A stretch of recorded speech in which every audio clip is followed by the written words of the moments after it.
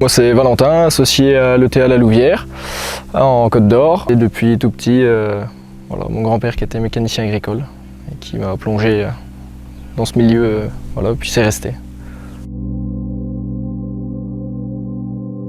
Enfin, moi je suis vraiment connecté au boulot, autant dans les champs que la relation avec le client ou encore bien évidemment la mécanique un peu, j'aime toujours ça. Et puis la diversité plutôt du boulot, il n'y a rien qui se ressemble, les journées sont différentes. Et puis bien sûr on travaille avec la météo, c'est pas évident mais c'est très intéressant. Ouais. C'est une passion, oui, j'aurais du mal à faire ce métier-là sans la passion, bien sûr.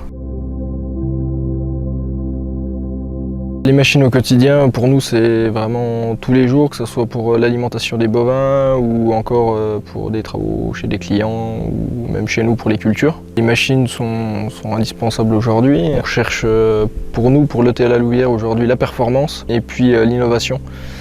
C'est deux flambeaux un peu qu'on porte pour notre structure. On est jeune, on est dynamique et on a envie de le montrer. Et les clients nous remercient plutôt bien puisque ils font appel à nous grâce à ça. On recherche toujours l'innovation, toujours le plus, pour fournir aux clients des chantiers clés en main. Le boulot pour eux ne doit plus être une contrainte. Tout d'abord, on a commencé avec une seule machine et puis on a eu une très bonne satisfaction. Et puis très vite s'est posé la question d'une deuxième machine. On a eu la chance d'avoir voilà, des chantiers qui nous permettaient de pouvoir acquérir une deuxième machine. 3 jours après, elle était là. Donc on a un service qui est très très bon et donc aujourd'hui c'est ce qui fait leur force et notre force aussi. L'autochargeuse au quotidien, nous principalement c'est soit sur des chantiers clés en main où on doit livrer le produit jusque chez le client voire en coopérative. Et puis aussi ce qui est on a des bêtes, hein, donc transport du fumier et puis transport en général, que ce soit de l'ensilage ou autre. Et puis nous on a un peu moins d'ensilage d'herbe chez nous, mais on souhaite le développer au mieux. C'est pour ça que ces machines polyvalentes répondent à cette question.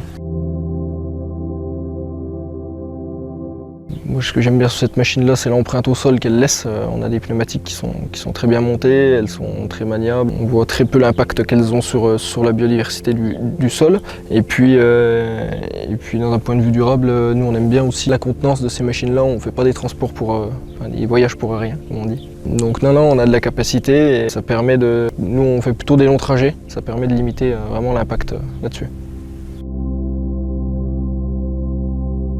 Une bonne machine, qu'elle soit costaud, qu'elle soit facile de prise en main.